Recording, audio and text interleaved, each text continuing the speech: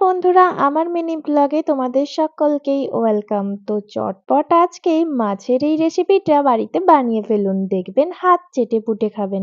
তো আজ বানাবো দই রুই। তার জন্য দেখতেই পাচ্ছ রুই মাছগুলো আমি ধুয়ে পরিষ্কার করে নিয়েছি। আর মাছগুলোর সাইজ কিন্তু ছিল অনেক বড়, দেখতেই পাচ্ছ আমার হাতে চেটোয় রেখে তোমাদের দেখিয়ে দিলাম আসলে এগুলো কত বড় বড় চাকা ছিল। আর এরপরে কিন্তু এর মধ্যে আমি দিয়ে দেবো 1 চিমটি হলদি গুঁড়ো, আর তারপরে দিয়ে দেবো লবণ, আর একটু দেবো লাল মরিচের গুঁড়ো, আর দেবো সরিষার তেল।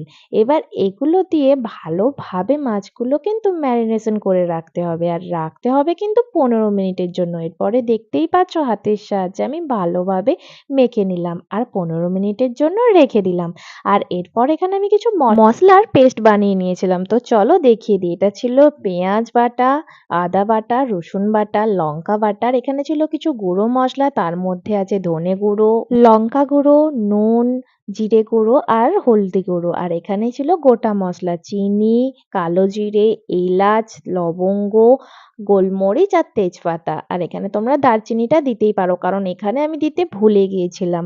আর এখানে আমি কড়াই বসিয়ে দিয়েছি, আর কড়াই বসিয়ে দিয়ে দিয়েছি সরিষার তেল। মাছগুলো কিন্তু আজকে আমি সরিষার তেলেই ভাজবো, আর তোমরা চাইলে কিন্তু সাদা তেলও ইউজ করতে পারো। তো দেখতেই পাচ্ছ তেল এখন গরম হয়ে গেছে, আর প্রথমেই দিয়ে দিলাম মাছের মাথাটা। আর মাছের মাথাটা ঠিক কত বড় দেখো, তোমাদেরকে আমি দেখিয়ে দিলাম। আর এরপরে আমি একটা একটা করে চাকাও দিয়ে দিলাম, আর মাছগুলো এরকমভাবে একটা একটা করে আমি ভেজেও নিলাম। আর তার মাঝখানে এই যে দেখতেই পাচ্ছ দইটা, আগে তোমাদের দেখানো হয়নি, দইটা কিন্তু আমি হাতের সাহায্যে খুব ভালোভাবে ফেটিয়ে নিচ্ছি। আর এরপরে দেখো আমার সব মাছগুলো কিন্তু ভাজা হয়ে গেছে তোমাদের সাথে বক বক করতে করতে। এরপর কড়াইয়ে পড়ে থাকা অবশিষ্ট তেলটার মধ্যে দিয়ে দিলাম গোটা মশলাগুলো, আর তারপরে সেটা একটু ভাজা ভাজা হয়ে গেলে তার মধ্যে দিয়ে দিলাম পেঁয়াজ বাটা, রসুন বাটা। আর এই রসুন বাটাটা ততক্ষণ পর্যন্ত নাড়তে হবে যতক্ষণ না রসুনের কাঁচা গন্ধ বের হয়। তো কাঁচা গন্ধ আমার এখন বেরিয়ে গেছে। তার উপর আমি দিয়ে দিলাম আদা বাটা আর কাঁচা লঙ্কা বাটা। তো এটা দিয়েও ভালোভাবে নাড়তে হবে, মানে কষাতে হবে যতক্ষণ না পর্যন্ত এর থেকে তেল ছেড়ে আসছে। তো দেখতেই পাচ্ছ তেল ছেড়ে এসেছে। তো এরপরে দিয়ে দিলাম সমস্ত গুঁড়ো মশলাগুলো, আর গুঁড়ো মশলাগুলো দিয়ে কিন্তু ভালোভাবে নেড়ে নিতে হবে, মানে আবারও কষাতে থাকতে হবে। এভাবে কষাতে কষাতে দেখতেই পাচ্ছ তেল কিন্তু একদম ছেড়ে এসেছে। আর মতো অবস্থায় দিয়ে দিতে হবে ফ্যাটানো টক দইটা। আর এটাই কিন্তু টক দই ইউজ করবে, কোনো রকম মিষ্টি দই ইউজ করবেন না। তো এরপরে দেখো এটা ভালোভাবে কিন্তু আবারও কষাতে হবে 2 থেকে 3 মিনিটের মতন। আর 2 থেকে 3 মিনিট কষানোর পর তোমরা নিজেরাই দেখতে পাবে এর থেকে কিভাবে তেল ছেড়ে এসেছে। এই দেখো দেখতে পাচ্ছ। আর এর মধ্যে দেখতেই পাচ্ছ বাটি ধোয়া জলটাও আমি দিয়ে দিলাম, আর দিয়েই দেখো গ্রেভিটা দেখেছো কত সুন্দর আর ঘন হয়েছে।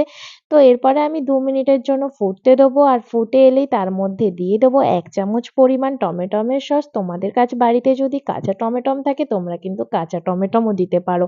তো এরপরে দেখতে পাচ্ছ মাছগুলো আমি দিয়ে দিলাম, আর মাছগুলো দিয়ে একটুখানি উপর থেকে জল দিয়ে আমি কিন্তু এটা 2 মিনিটের জন্য আবারও হতে দেবো। তো 2 মিনিট হয়ে যাওয়ার পর দেখতেই পাচ্ছ কত সুন্দর একটা কালার চলে এসেছে। তো এর মধ্যে আমি এখন মিট মশলা অ্যাড করে দেবো। তোমরা চাইলে এখানে গরম মশলা বা গোটা এলাচ মশলাও অ্যাড করতে পারো।